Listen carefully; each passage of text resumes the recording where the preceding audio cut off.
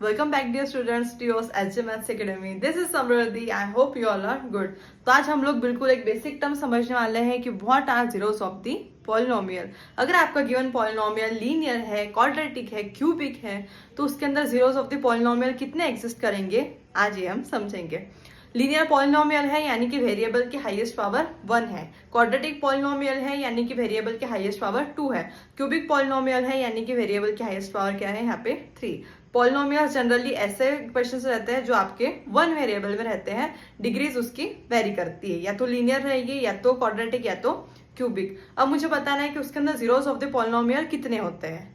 तो सबसे पहले हम समझेंगे कि what are zeros of the polynomial. Zeros of the polynomial variable की ऐसी वैल्यू होती है जिससे अगर आप आपके गिवन इक्वेशन में पुट कर देंगे तो आपको आपके इक्वेशन की वैल्यू क्या मिलेंगी, 0.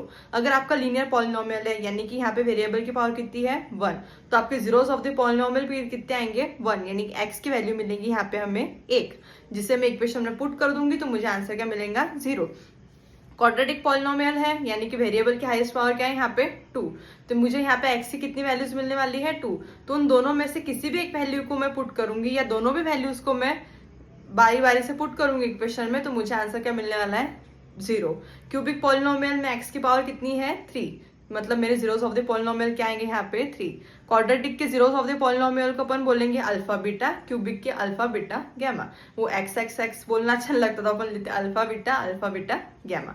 अब zeros of the polynomial find कैसे करेंगे हम. अगर मेरा लीनियर पॉलिनोमियल है x plus 4 equal to 0, linear polynomial है क्यों, क्योंकि यहाँ पे वेरिएबल की हाईएस्ट पावर कितनी है 1.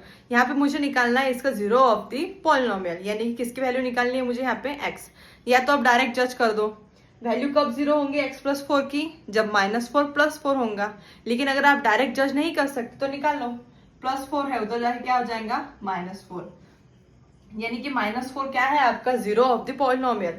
-4 को मैंने इक्वेशन में पुट कर दी तो -4 + 4 मुझे क्या मिला यहाँ पे आंसर 0. अगर मेरा क्वाड्रेटिक पॉलिनोमियल है ax² + bx + c equal to 0, यानी कि यहाँ पे मेरे जीरोस ऑफ द पॉलिनोमियल कितने आने वाले हैं 2. दोनों भी x की वैल्यूज हम कैसे निकालेंगे, splitting the middle term. Splitting the middle term use करेंगे और x की दोनों वैल्यूज निकाल लेंगे, जिससे हम बाद में बोलेंगे अल्फा और दूसरे को बोलेंगे बीटा. क्यूबिक पॉलिनोमियल है, उसमें भी हमें x की वैल्यू निकालनी पड़ेगी, अल्फा बीटा गैमा की जीरोस ऑफ द पॉलिनोमियल.